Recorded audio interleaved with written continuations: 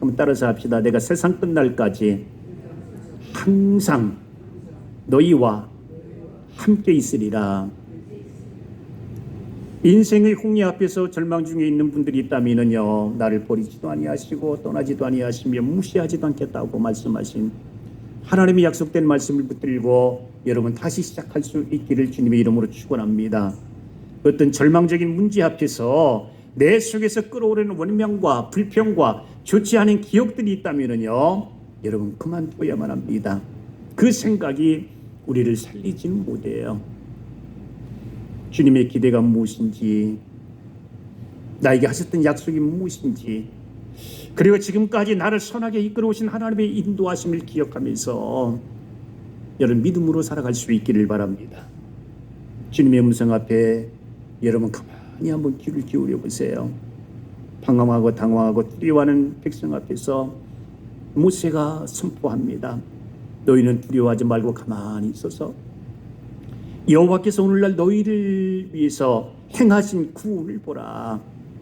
여호와께서 너희를 위하여 싸우시리니 너희는 그냥 가만히 있을지어다. 하나님이 대신해서 나의 큰 문제를 해결해 주시겠다고 하는 약속입니다.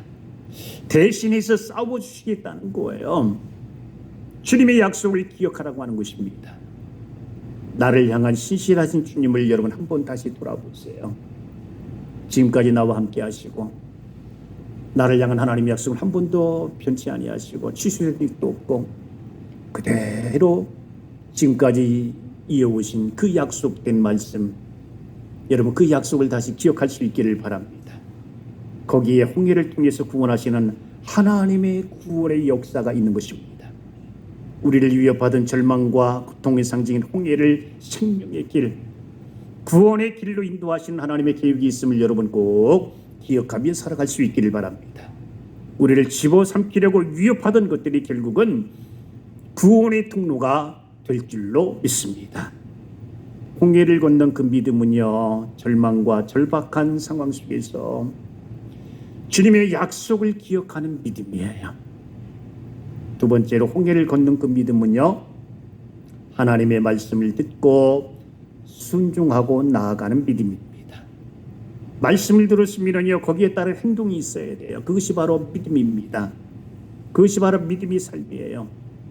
하나님의 음성을 들었습니다. 하나님의 말씀을 들었습니다. 그 다음에 내가 해야 할 일이 있다면요, 그 말씀대로 살아가는 거예요. 그렇게 순종하며 살아가는 것이 홍해를 건너는 믿음입니다. 오늘 하나님께서 우리에게 명령하셔요. 이제는 내가 너에게 한 약속을 따라서 살아라. 야고보 사도의 말씀입니다. 따라서 합시다. 행함이 없는 믿음은 죽은 믿음이라. 19세기 성경 주석가인 맥킨토시의 해석이에요. 홍해는 일순간에 갈라진 것이 아니라 이스라엘 백성들이 발걸음을 내디딜 때마다 차츰 점진적으로 갈라졌을 것이다.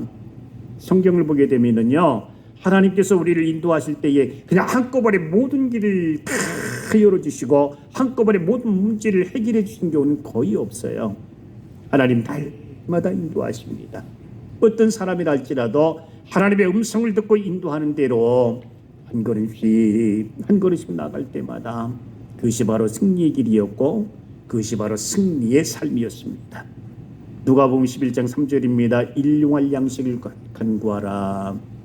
시편 68편 19절입니다. 날마다 우리 짐을 지시는 주 곧 우리의 구원이신 하나님을 찬송할지어다. 왜 하나님은 우리를 한 걸음씩만 인도하실까? 그것은 우리를 가장 잘 인도하시는 하나님의 방법입니다.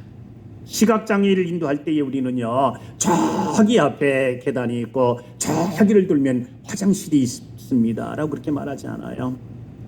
바로 앞에 계단이 있습니다.